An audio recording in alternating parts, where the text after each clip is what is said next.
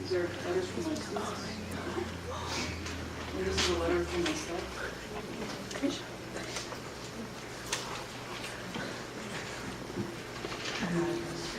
Good. Just your name and the school you're affiliated with is fine. High school, Hinkley High School.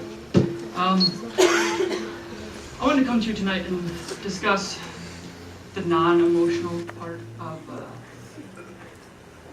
why I want to teach and why I'm being non-renewed. I just kind of wanted to talk to you about the facts of the matter of what I've done at Hinkley and why it's an extreme injustice that I've been non-renewed in the way I have. I'd like to go back to my first 3 years. I'm a third-year teacher also. I'll be up for tenure next year, and also non-renewed like Mr. Stone. My first year, I was asked to teach Latin American history. It was a brand new course. It had no curriculum. It had no textbook. There was no preparation. It was thrown in my lap, and I taught it. And over the course of the year, I was given accommodations on how well I did it. That's my first year teaching. And I was also accommodated because my civic students' writing was used then as an example of the entire district. That was my first year. My second year teaching, they gave me 5 courses. They gave me NYPIB Geography, NYPIB Civics, NYPIB U.S. History, 20th Century Conflicts, and Ancient World History.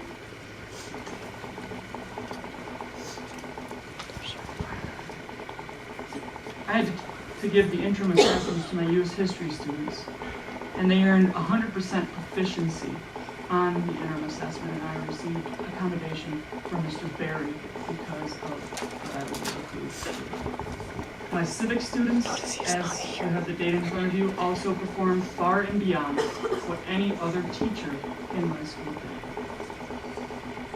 That was my second year. My third year, they gave me the U.S. History students again. Many of them you see today, and coincidentally, we are now studying the Civil Rights Movement.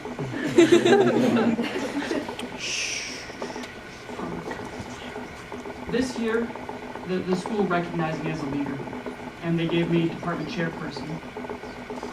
They asked me to become the PLT leader, the professional learning team, to help raise scores in U.S. history interim assessments. They gave me the PLC in terms of leading professional development in the entire department, where I'm going to be leading a development on standards-based grading next week. I led one on ELA instruction, and over the course of this year, my data is in front of you again. I had 2 sections of ELA classes that are English language learners, and despite the difficulties those students had on those tests, my scores were still the absolute best in the department.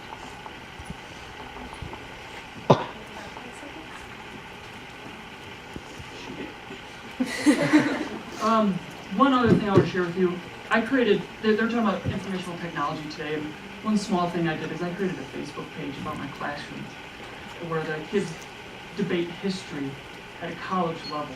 And I wish you would be able to see that when they have 800 comments for one assignment debating about the causes of the Great Depression.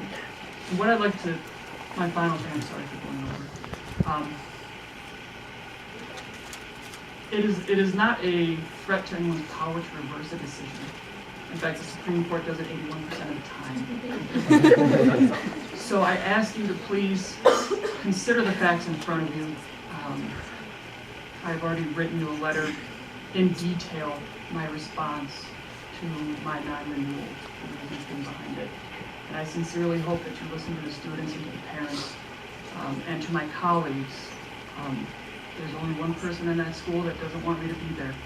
And I really sincerely hope you listen to 99.9% of the rest of them. Thank you very much.